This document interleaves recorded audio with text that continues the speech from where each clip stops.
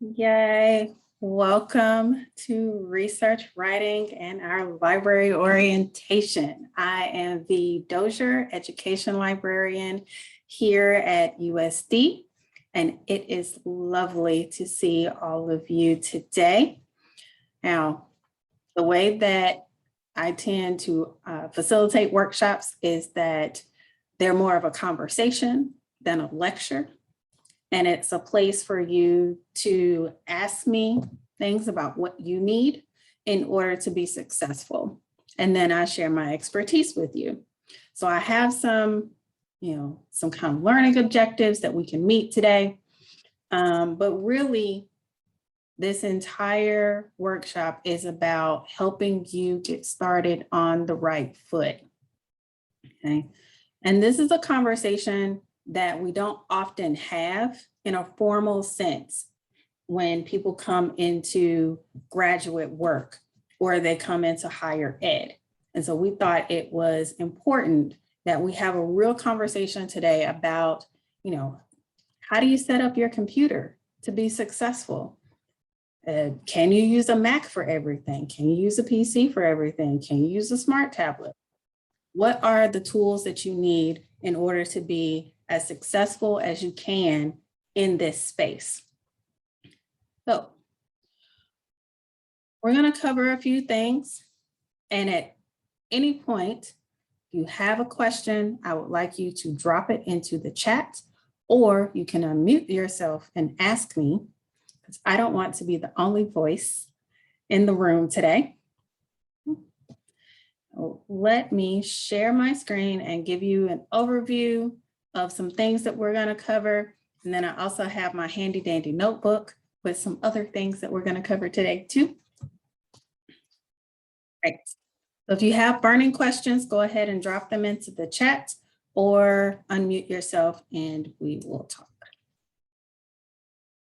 Share screen. And yes, I will share any slides that I have with you. And this recording will go out or will be posted to the Souls Graduate Writing Center YouTube channel, correct?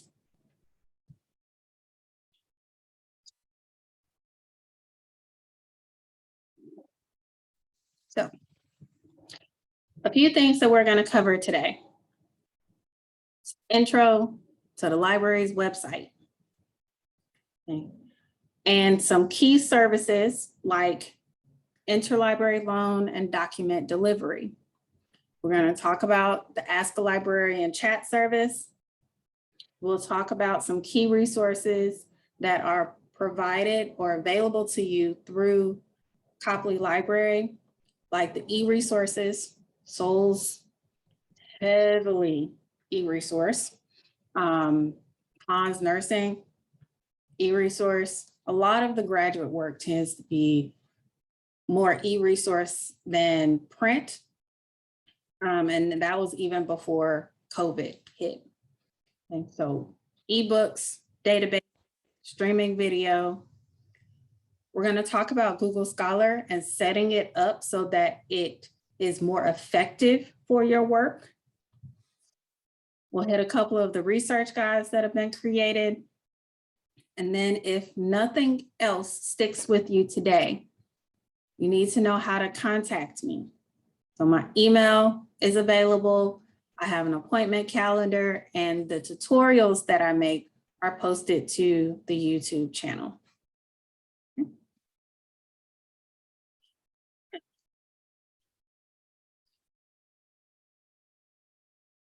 get this question all the time. What does an education librarian do? Well, different institutions can have different functions for this job, but I get to kind of make it as I want at USD, which is awesome. And that means that the work that I do is customized to your needs. So here's what I've seen that you need so far. And it's probably better to ask what I don't do, because I do a lot. But one, I support, in general, the teaching, learning, research, and service goals of SOLS, faculty, staff, students, affiliated research centers, offices, institutes, and a whole bunch in between. And that can come in the form of consultations for research, for instruction, and that instruction could either be teaching faculty who are working through building a course. If you are in the master's program in teaching and learning, it may be helping someone with building a lesson plan or curriculum unit.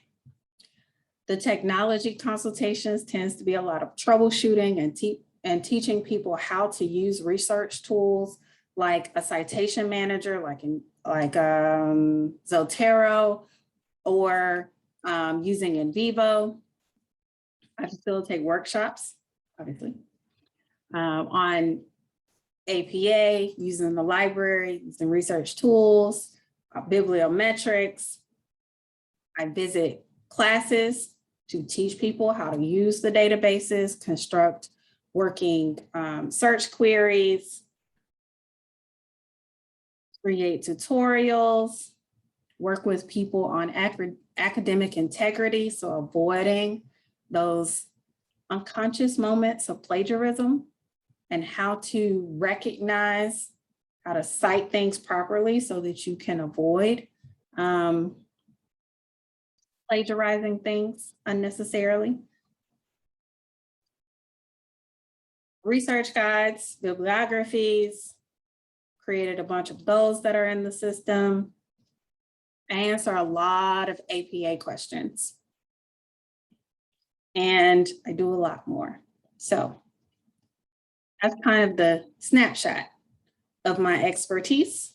And I'm always learning new things, new technologies, new ways of streamlining the research process, thinking through how we do research, why we do research, who are we impacting, whether it's in a positive or negative sense with our research, our practice.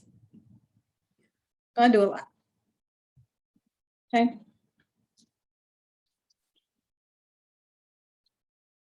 And I always like to have a conversation with folks about using Google or Google Scholar or any of the other kind of search engine type tools to do research. Using your reactions button. How many of you, when you get an idea for research or you're thinking about a paper, you go to Google or Google Scholar?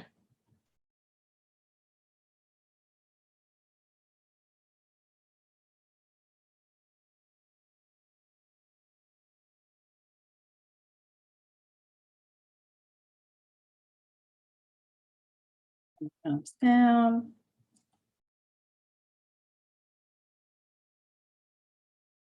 Let's see. We're going to have time to participate. Let's do that again. If you use Google or Google Scholar, raise your hand.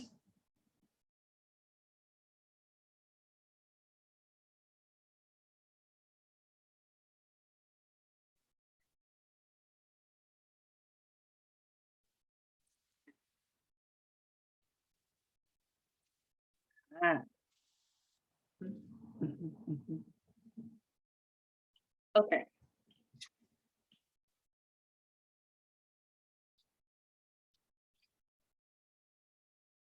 And that's correct. Using Google for basic things like checking a word or a concept makes sense, right? For the same reason some people go to Wikipedia and say, let me find out a little bit more about this topic before I delve into the research. Now, here's what I've observed. Some folks use Google Scholar because it's the thing that they know and it's the thing that they have access to.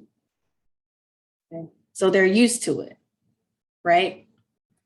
So it's the first thing you think of. and that's okay.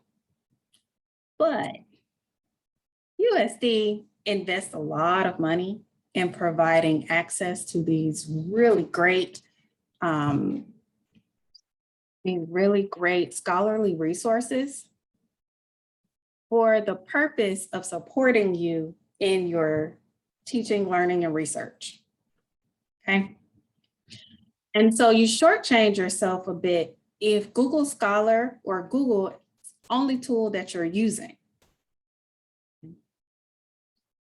So what I want to show you is how you can use Google Scholar to add, to increase the value of the research that you're doing, but to not rely on it to be your only tool. Okay? Because while you have access to these great tools, as a current student, faculty member, or staff member at USD, you should use them. I can't tell you how many colleagues that I have who are no longer affiliated with an institution who wish that they had institutional access to, JSTOR or Education Source or Sage Premier Journals. They miss it. So let's take advantage of the resources that we have. Okay. Yeah, I'm going to stop the share for a little bit. And before we get into the finer items of like Google Scholar and all of that, let's talk about basics. Browsers. Okay. The resources at USD are optimized for Google Chrome. You know that our email is Google based. We have access to the Google Suite, and many people use it. So our resources are optimized for Google Chrome. That's my primary browser. But occasionally I need a backup. I'm a trained teacher. I was trained to always have a backup to the backup to the backup to the backup. So in that sense, I have a primary browser and I have secondary browsers that I use so that when something is going wrong in Google Chrome, I can pop into Opera or Firefox very quickly, and I have my same extensions for the most part that I use when I'm in Google Chrome so that my work is seamless. And that's my first recommendation for you today. Have a primary browser and have a secondary browser, at least one, set up on your computer so that when there's an issue with your primary, you pop right into your secondary and continue your work. And what this means is that when you are setting up, in my case, Opera, I want to make sure that, there it is. I want to make sure that I have the same extensions. So I use the Google Scholar button a lot. That's one of my prime extensions that I use. So it is available on both my Chrome and my Opera. I also have other extensions that I use, like Zotero and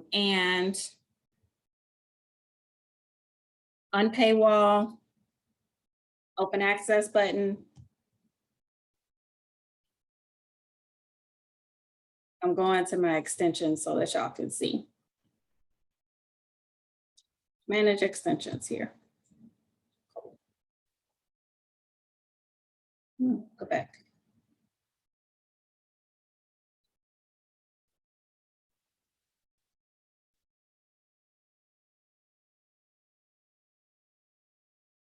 All of the options.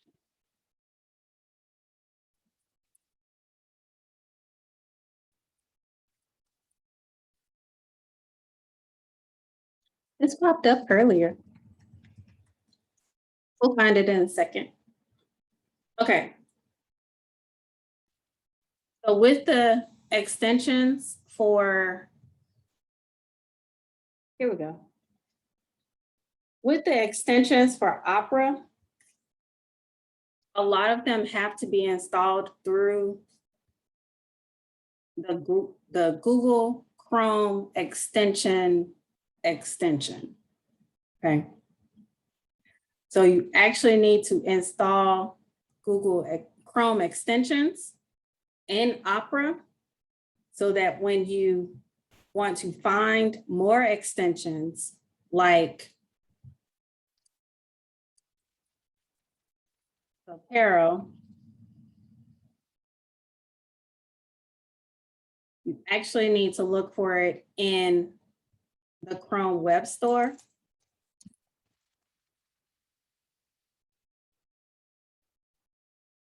So that you can add it to Opera. That's a funky thing with Opera, but I like Opera because it works when Chrome doesn't. And Firefox operates in a similar fashion. Those are my two favorites. Does anyone have any others that they use besides Safari? I know the Mac folks like Safari sometimes.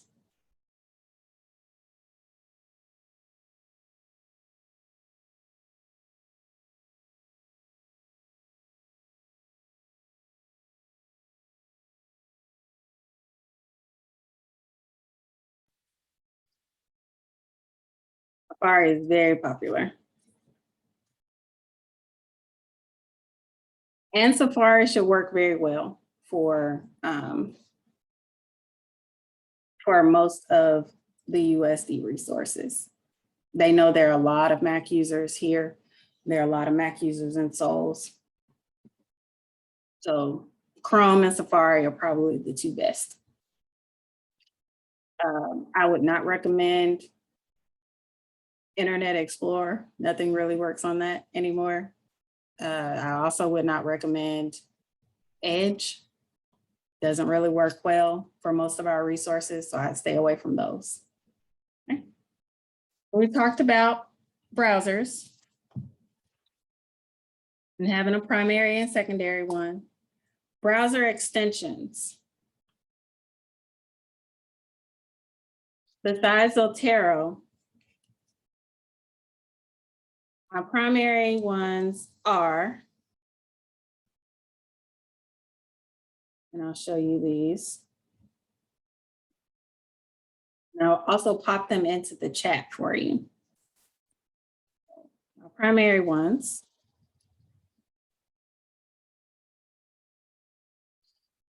are Unpaywall,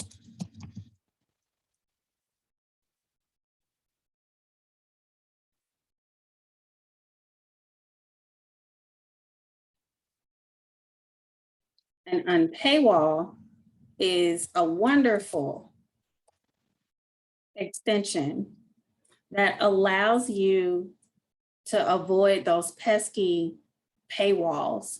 So essentially, a paywall is when you are looking for a scholarly resource and you click on the link to access said resource. You can see the abstract for it, and then you scroll down to read the rest, and you see this pop-up that says, pay us $40 for access to this one article. Well, or book chapter, or whatever. Well, what Unpaywall and another resource called the Open Access button will do is help you find legal free versions of a particular resource if it exists, so that you can avoid paying the ridiculous $40, $60 fee. Okay. So Unpaywall and then Open Access button, which has a new name now.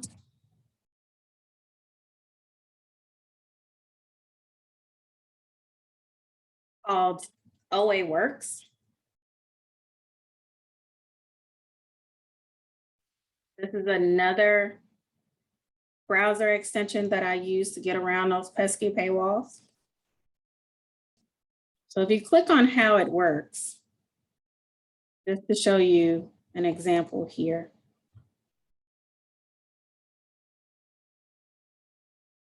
It tells you what it does. Then if you want to try it, here's an example of a resource that we're interested in. Okay. Let's click on the DOI here. Oh, come on, don't play with me today.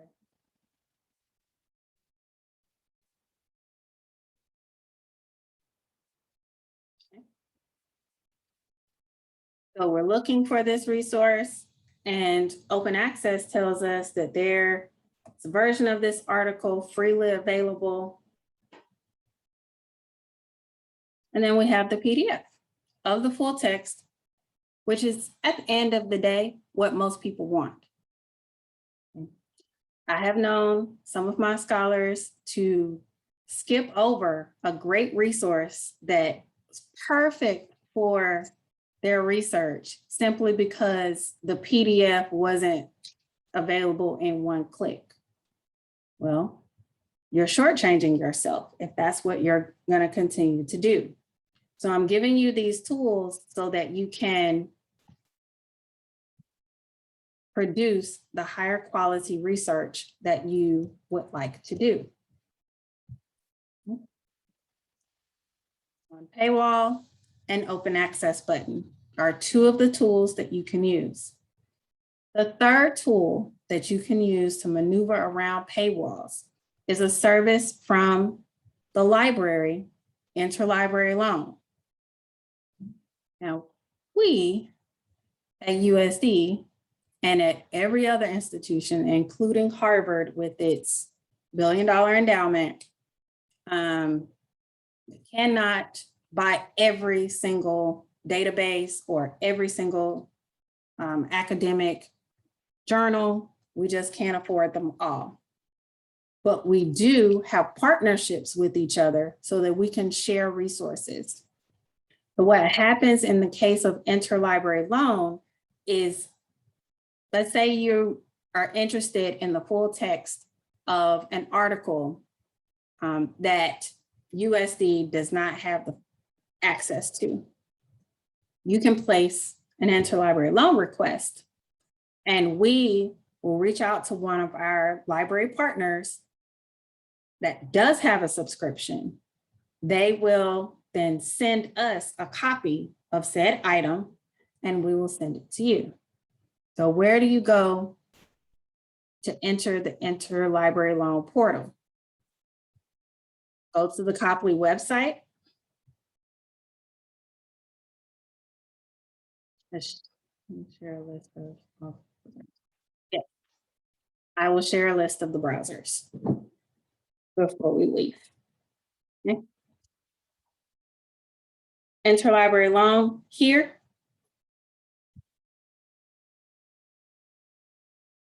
Here's the portal. Log in with your USD1 account.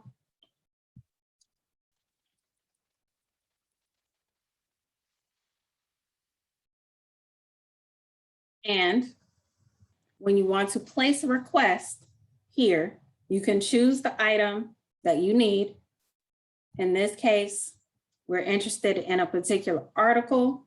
You would fill in the required information like title of the publication, article title,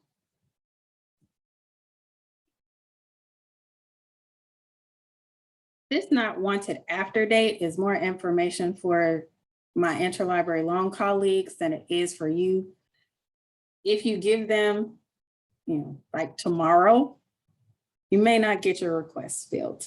Okay. Interlibrary loan can take, I've gotten things back as soon as 24 hours. it's more regular that I receive things within about 72 hours. Sometimes it could take up to a week, especially if I'm asking for print material, like a physical item. So sometimes it can take longer. If you are a procrastinator, give yourself time.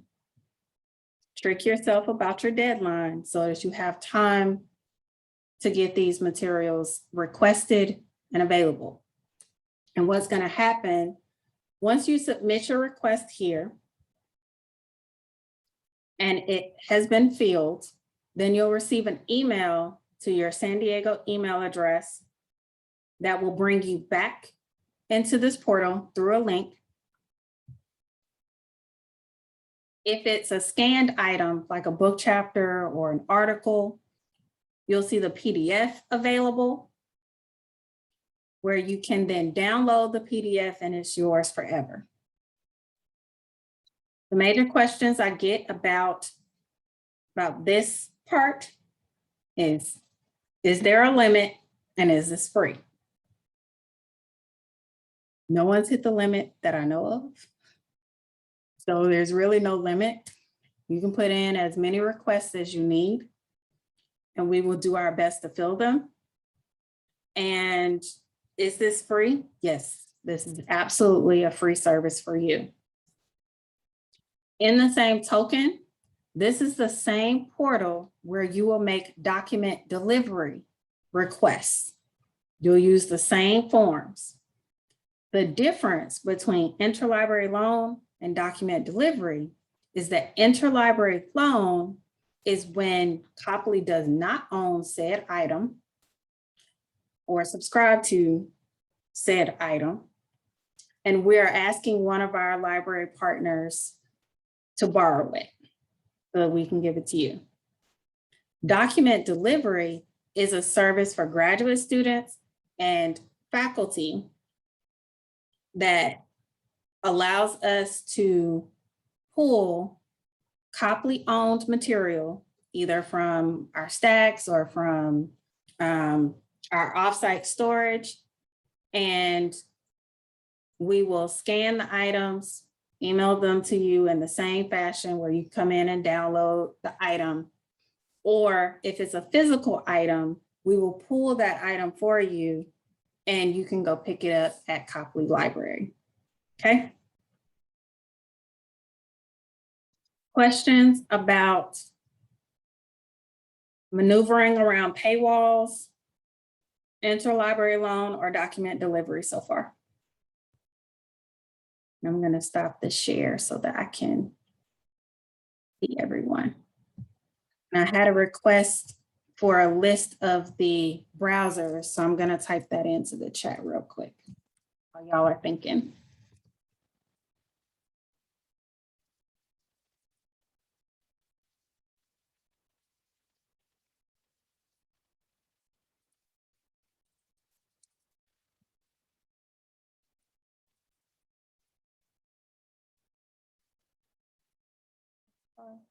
And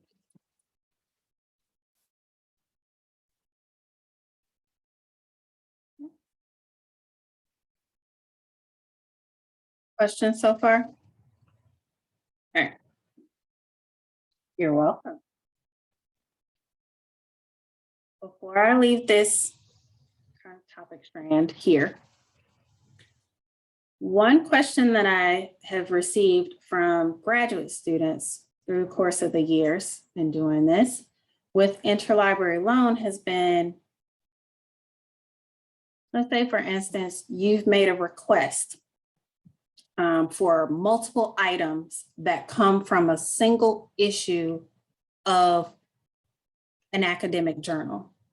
Let's say that there was a special issue that was published that is perfect for your research, and you want to read every single article that was published in this special issue.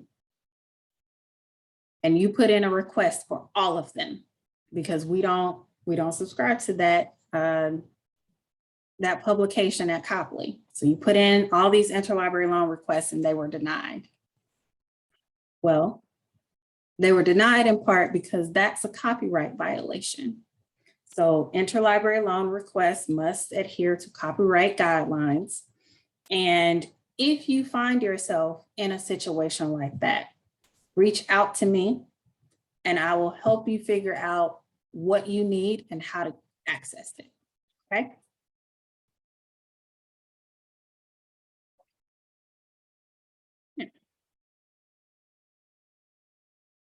Questions? Everyone's good?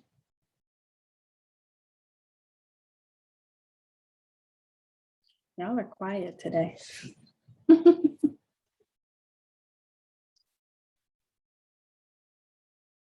Okay. Browser extensions. Next step. Let's talk about one of the resources that I've created for you to help you with the APA situation. Since APA is the preferred format for SOLs and multiple other areas that are involved with the SOLs Writing Center, I've created an APA quick guide that kind of lists some frequently asked questions, formatting, citation issues that I've observed throughout my time here. So let me pull that up for you.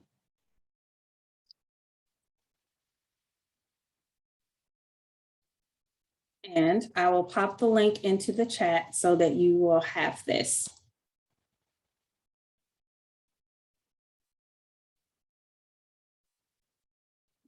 First.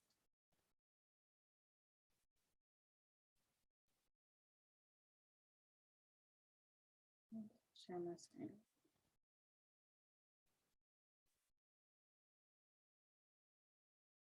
Okay.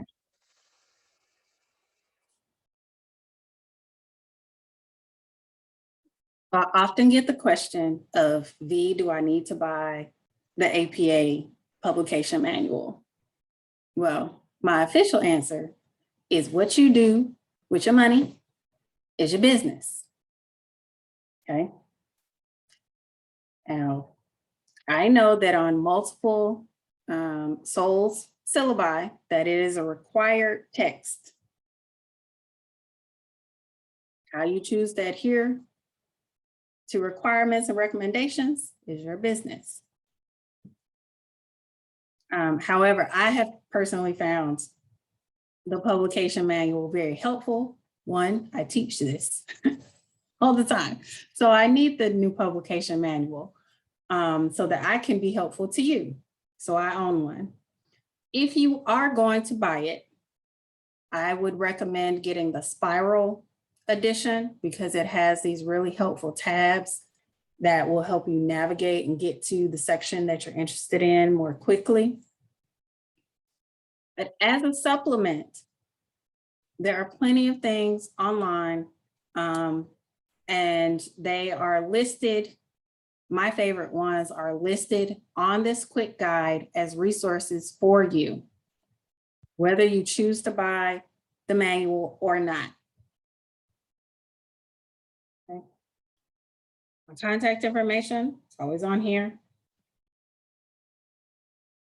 Some of my favorite resources, the APA style blog, which is the official companion to the manual. And what that means is once they print the manual, changes in consideration or new formats for how we would cite something, all of those decisions that are made after the publication of the manual are placed on the style blog.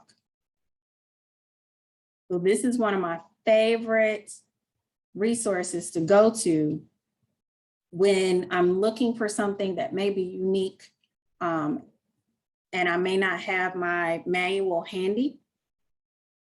Purdue OWL is a long time name in helping people with citation and formatting. So they are authoritative and trustworthy, I have found over the years. And there are other resources that will help you get acclimated to APA. I do workshops on them. I answer individual questions and have consultations. So if you have those types of questions, reach out.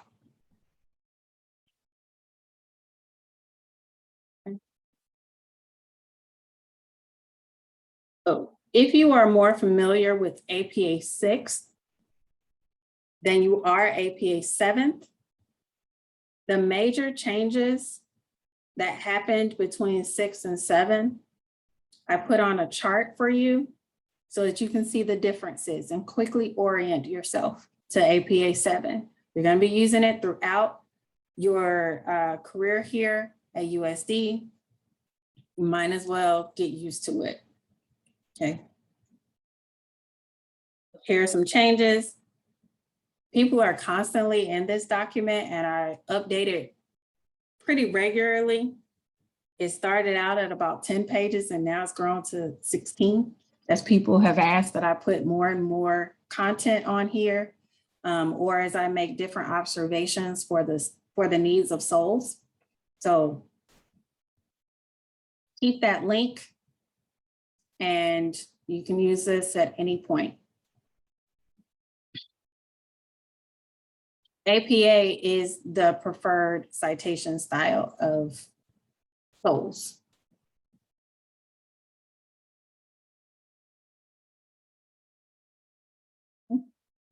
Yeah. There's a guide for you. My next question for the group. Raise your hand if you have difficulty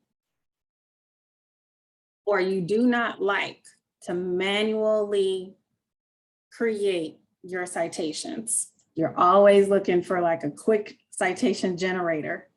Let's see, very quickly. People started raising their hands. Me too. Me too. Okay. So I want to share citation managers because they can be really helpful in getting you in a good starting point for your citations so that, so that you make fewer mistakes and it's much easier to catch the errors as you're citing, okay? I'm gonna start another document here. And when I'm talking about citations, citation managers, to be clear, these are tools that are really helpful for not only helping you cite things properly, but also so that you can manage your resources. I'm gonna pull up one of my citation managers here, Zotero. I support three different ones, Zotero, Mendeley, and EndNote. Those are the three that I currently support. Mendeley and EndNote are free for you through the university. So you can go to the university's IT software page and download EndNote. For Mendeley, which is not really one of my favorites, to be honest. It used to be much better than it is now. For Mendeley, if you go to Mendeley's website and sign up with your USD email, then you will be authenticated and get it for free. I think 2 gigs of storage comes with Mendeley. EndNote has unlimited storage, which makes it very attractive. And Zotero is an open source product, which has a free version that gives you, I think, about 500 megabytes, something like that, of storage. And then if you wanted to pay for additional storage, you could. But what I do is I use Zotero as my primary citation manager. And then Mendeley and EndNote serve as my backups. More EndNote nowadays than Mendeley. But my active work tends to happen in Zotero. I like its functions. It has a shorter learning curve, and it allows me to more easily pull in PDFs from websites that I'm visiting. It can more easily find the citation information if I dragged and dropped a random PDF into, from an article that I downloaded and forgot about, but now I've dragged and dropped it into Zotero. It can help me find that citation information that I need. Okay. Now, as you see, it has a lot of space. I have a lot of things in Zotero. Can y'all see this? Just want to do a quick check. Yes. Okay, good. Oh, I have a bunch of stuff in here, and these little blue dots denote that there is an item, some type of item attached. If I go in my imposter syndrome folder, and you can name these whatever you want.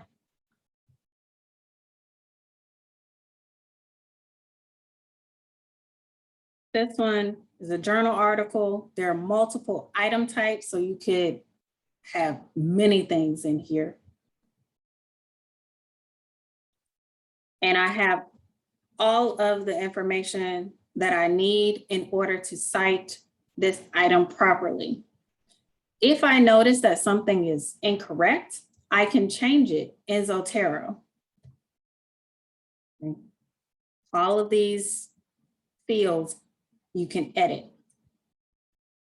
Here's the item that's attached. I can open this item in my preferred PDF tool. I can make edits here. I do a lot of comments and stuff on mine, and a lot of highlighting. So I can make edits here. When I save my document, it saves so that the next time I want to work on this document, it's available in Zotero. Okay. There's also the option to create tags. So let's say I wanted to tag this under imposter phenomenon. I can add this as a tag. All of my tags will show up here. I'm going to add imposterism too, just to see.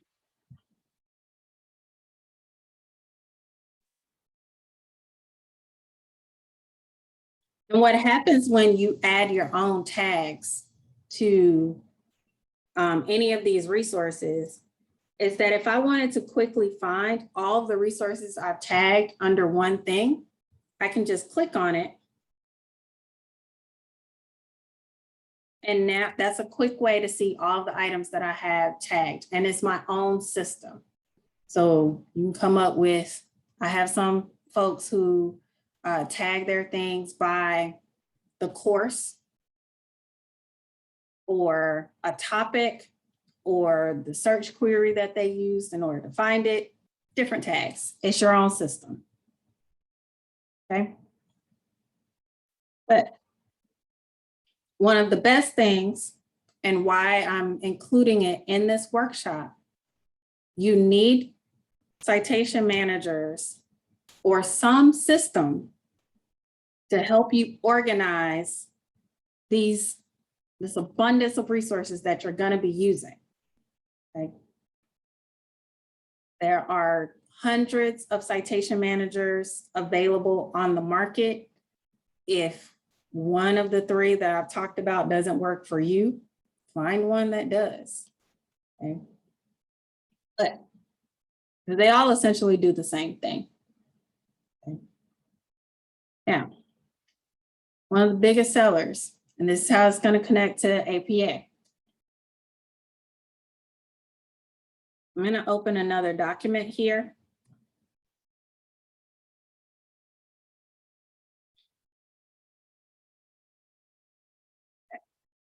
Notice I have a Zotero add-on for Google Docs. Zotero works for Google Docs and Microsoft Word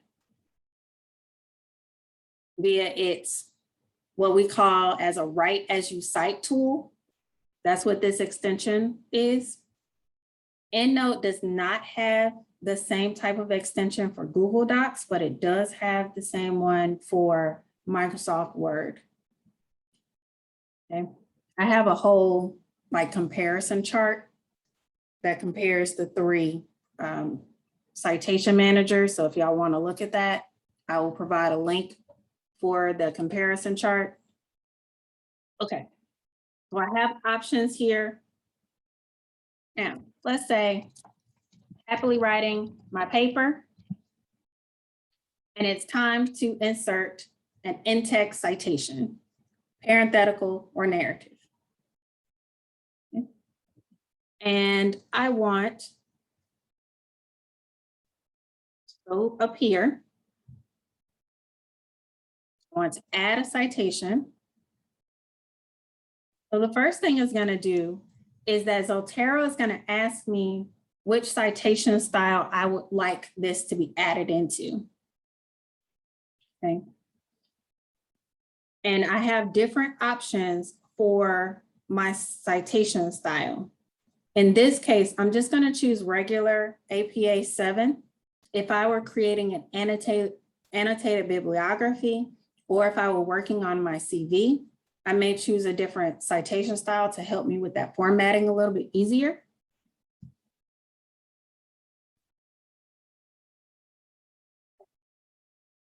Once I choose the citation style, hold on, dragging my box over here, which is trying to be difficult.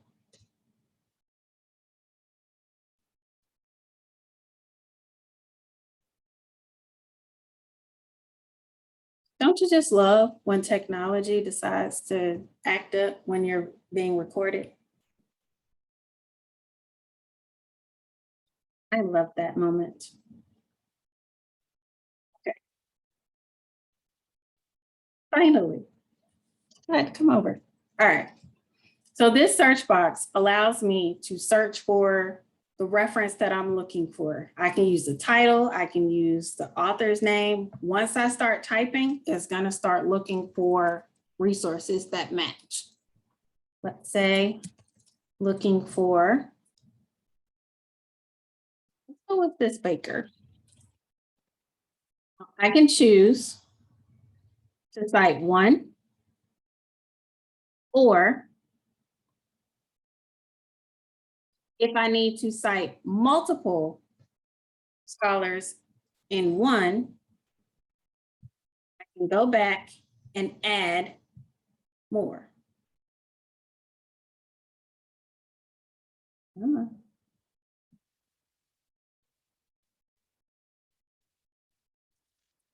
Let's say I need to add Johnson and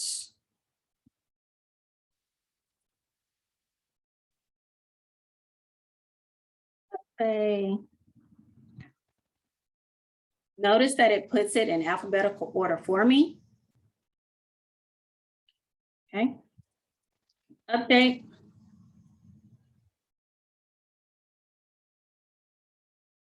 It's looking good so far with the in-text citations.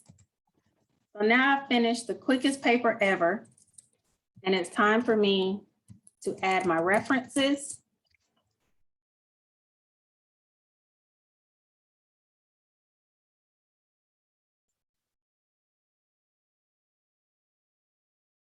It pulls the ones I've used from my in-text citations and creates my reference list for me.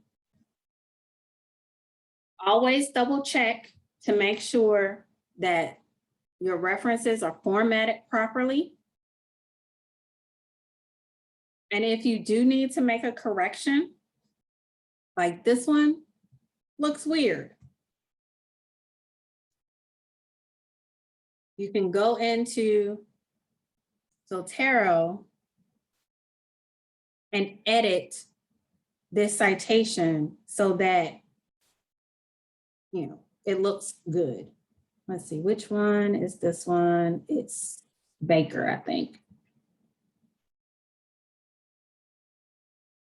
Yeah. So let's say I want to take this random thing out. Take that out, press OK.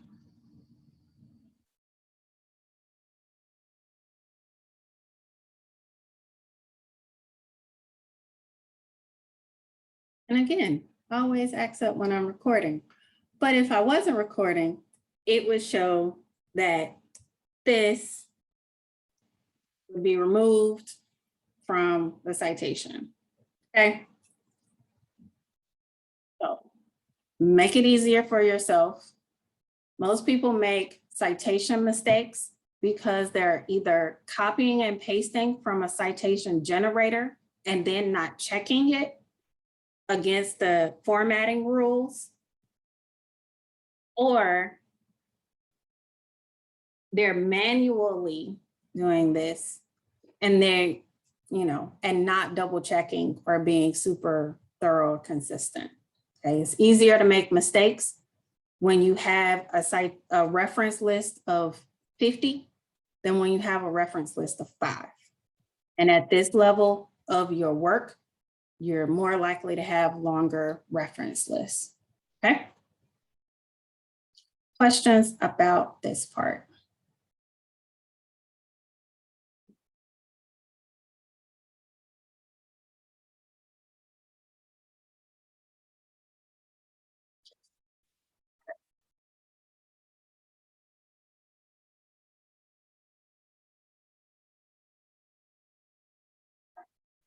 Add a message in the chat.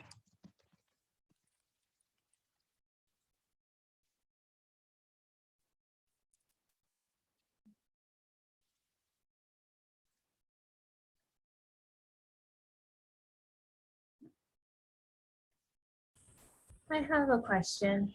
Mhm. Is there a way to create the citations that we can just copy into Word documents instead of using GDocs?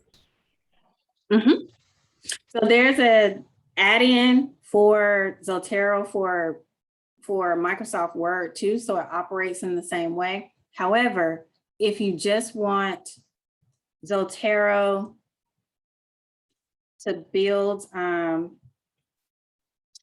bibliography that you can copy and paste, you can do that as well. So let's say I just want this one item. You can right-click on the item, create a bibliography from the item, choose your citation style, and then copy to clipboard. So what it'll do, I'm just going to create some space down here.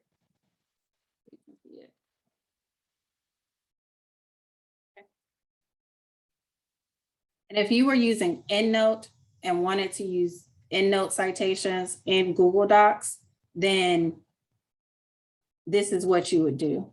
Very similar process. Copy and paste from EndNote and then pop it into your document. I also noticed when you did that, there was an option for a citation. Is that also how you would do citations too? Yes. Okay. Thank you. So yeah, if you needed that in-text citation, that's what that would have done.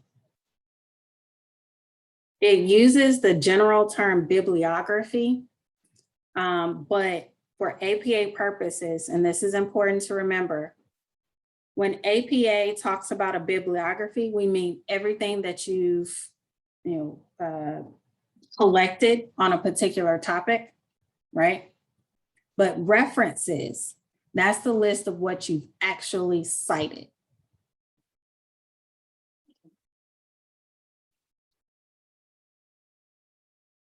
Okay, now Questions about citation managers?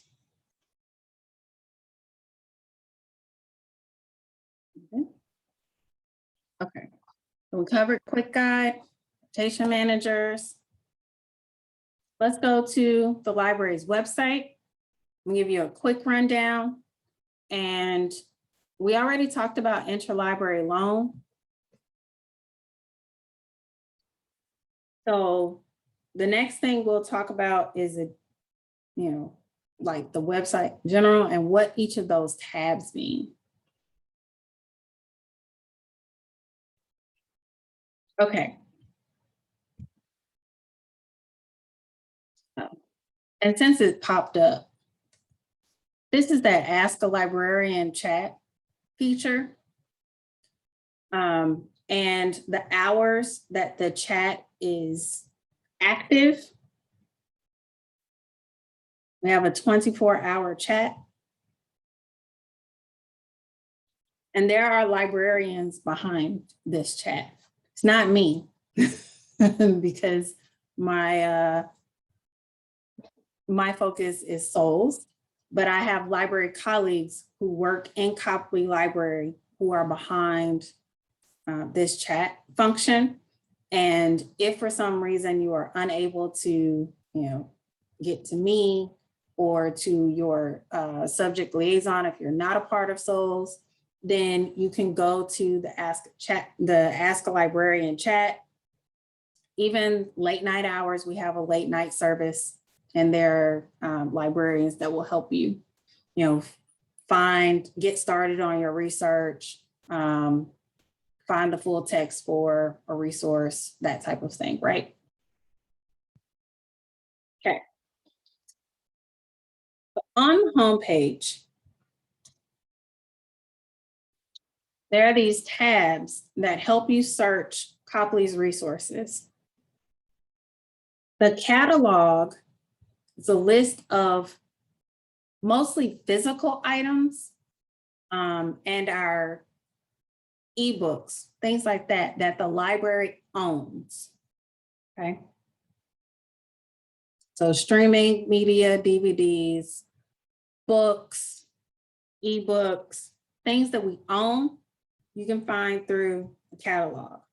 For example, there's a book called Push Out, which talks about the school to prison pipeline for Black girls. I would search the catalog for a physical item like Push Out. So this book, it also pops up with the ebook that is available. Okay. Catalog Plus, like the physical items that we own, plus some of the results from some of the databases that we subscribe to. And I say that because it's kind of like Walmart. It's a general store where you can get different item types, right? And you can do a lot of shopping in Walmart.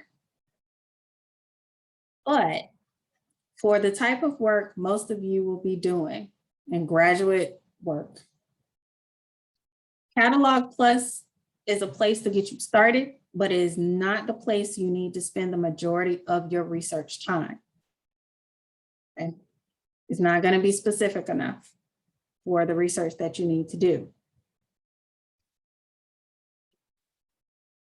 So instead of the catalog or Catalog Plus, for you spending all this time, really, you should be in Williams-Sonoma, which is a specialty store, the databases.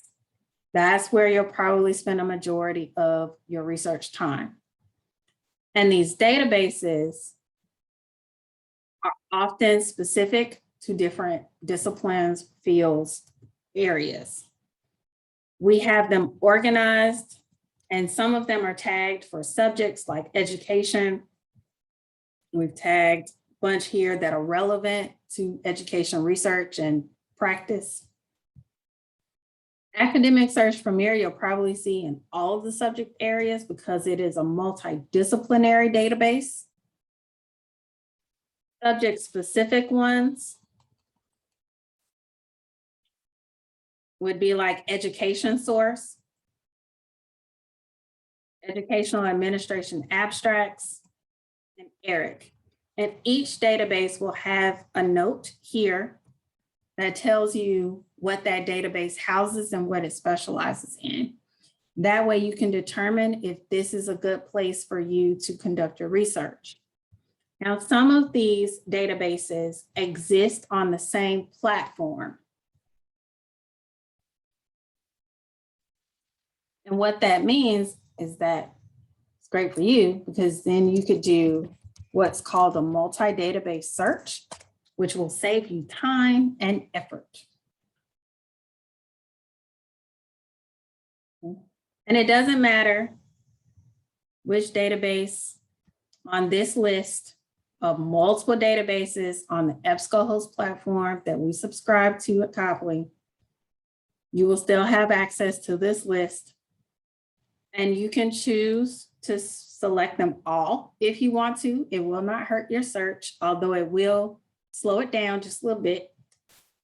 Or you can select the ones that would be best for your work. If you are not sure, just like there was a description on the database page, there's a little scope note here that tells you what is in each database. And depending on your topic, you may choose different ones. I typically will pick ones based on, the topic, the research question. So I could have 10 databases that I'm searching at one time, or I could have 2. Just to show you what it looks like here. Okay, so say I'm searching for something in education. I am now searching education source and I picked historical abstracts. Okay, we'll go back and change that. Not gonna hurt my search, but I want this one. Okay. Okay. Yeah, now we're good. Now this is the basic search feature. Again, it's okay for you to start, but it's actually better for you to go to the advanced search feature. This gives you more options. It allows you to build a more organized and better search. And you have more options for limiters, like if you are interested in a particular education level, you can do that here. Or a specific language, you can do that as well. If you're only interested in peer-reviewed resources, you can go ahead and click this checkbox. Or publication range, you have options. And if you can build a search in one of these platforms, then you can take that same search with a few modifications sometimes, copy and paste it into another platform, and it helps make your searching more consistent, right? So that way you can say, yes, I was thorough. I used these search terms in these databases, and I'm more confident that I was thorough in my search, okay? If you are unsure about search terms, this is a very helpful system. It will try to help you come up with those terms that you can use. So it kind of responds like Google here.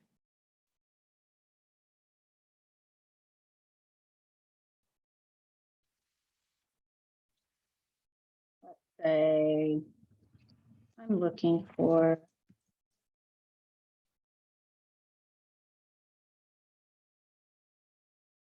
I have options to do this as a keyword, or I can look in specific areas of a resource like the abstract.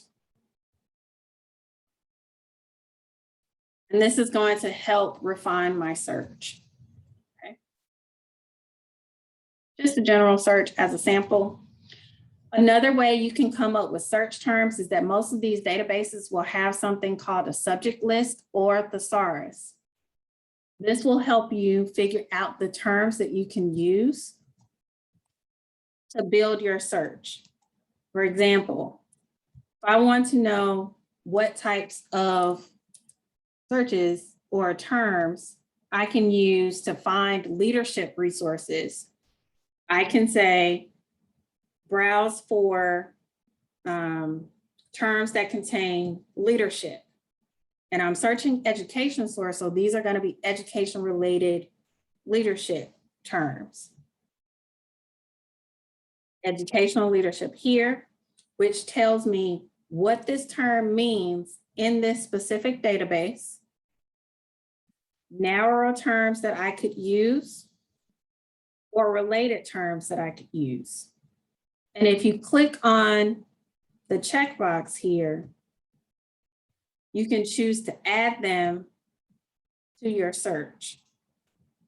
This DE in the EBSCOhost platform designates a subject term. So I can search and build a search quickly using the subject terms. Okay.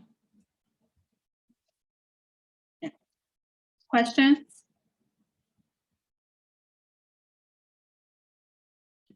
I have a question about Zotero. Mhm. For Zotero, do we need account or just we can use it? Because as I know, we need account, right? Yes, you will need an account so that it will sync from Zotero.org online to Zotero desktop. And that will help you be able to use both the online version and the desktop version.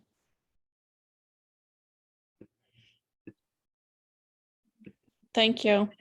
You're welcome. I have a list of tutorial videos that are useful to get you started on the citation managers that I'll post to the chat for you.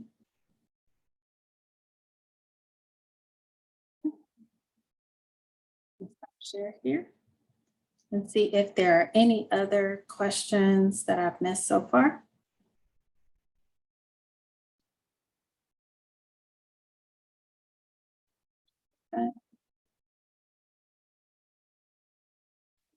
Okay. I'm going to go back to the Copley website in just a second. I wanted to give you a chance to ask any burning questions.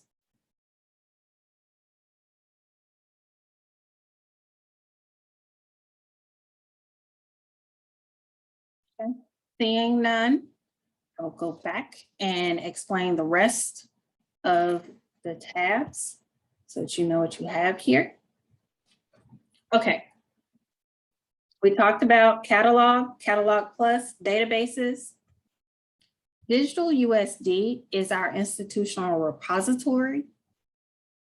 So this is where we've collected dissertations that have been written at USD, any type of faculty scholarship, presentations, whole bunch of stuff.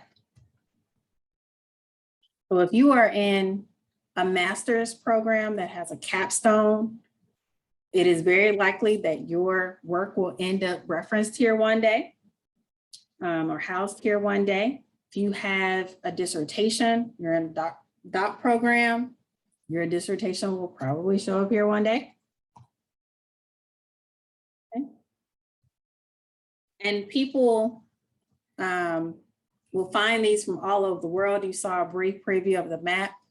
People do find these items and use them in their research. The institutional repository is indexed by Google Scholar. So if you do a search for something, don't be surprised if you see a USD research resource pop up here. And things like faculty scholarship, student scholarship here. Here are some capstone papers from leadership studies.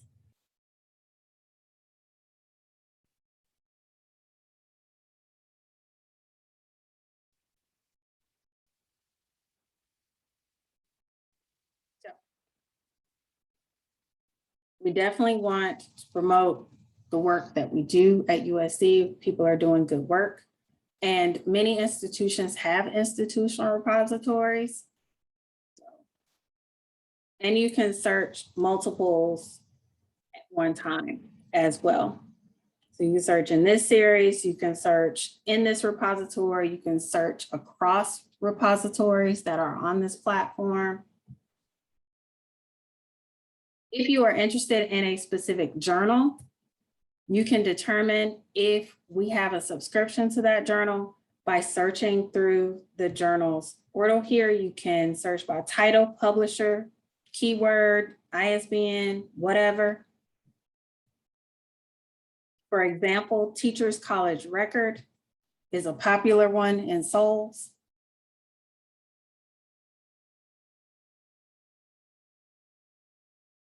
This will tell you the holdings. So our subscription, where it's housed. We have access to this content through the publisher site here. So you can open this window and it will take you to the content where you could then browse through or search through if you want. If you click on the record here, this will give you more information about the publication, including, which is of great use to people, if the item is peer reviewed or not. Okay. The last tab is the reserves tab. If you are in a class and they tell you that you have resources available to you on course reserves or e-reserves or print reserves, then this is where you can come to find that information. And this is limited to those who are enrolled in a specific course. So, you know, it's not open to everyone. And all classes do not have a set course reserves. This can change by semester, by year, whatever. Okay. But to access it, you would use your USD One account, log on to e-reserves if it's there.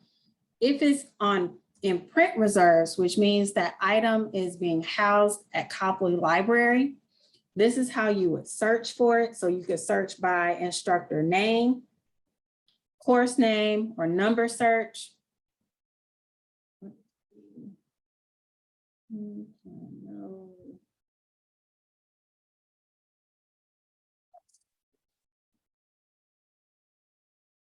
So this would tell you which course, which instructor you click on, and it would ask you, it will give you the information about which items are on print reserves and how long you can access that item.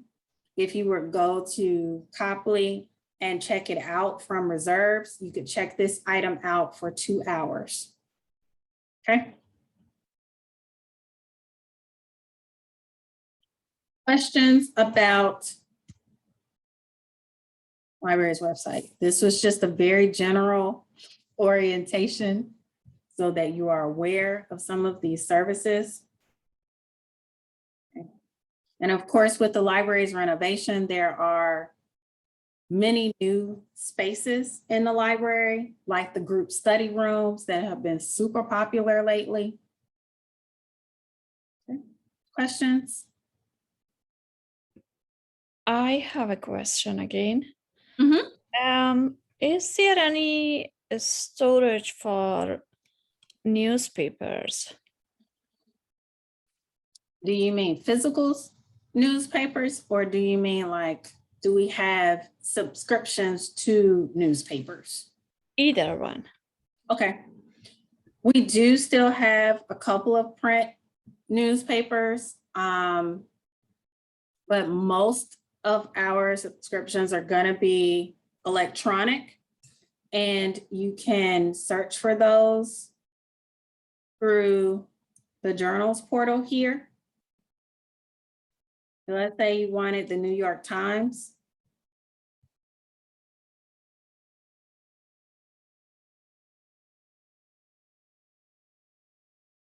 And this would tell you the different versions of the New York Times that we have access to, like New York Times Magazine, and which database it would be housed in. When I say housed, I mean the database that holds that content. And the content coverage. So you could either go into Gale and Context, or you could go into US Major Dailies, which is one of our major databases for newspapers. And this is what that database would look like.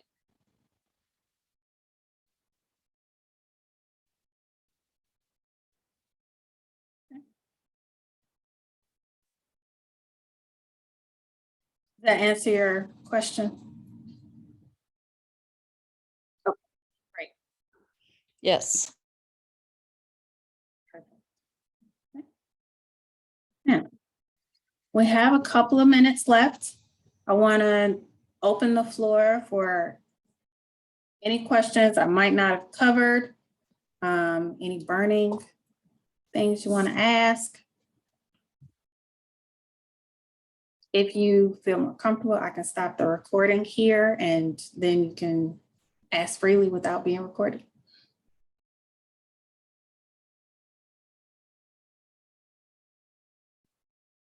You are welcome for the overview. I'm going to pause the recording.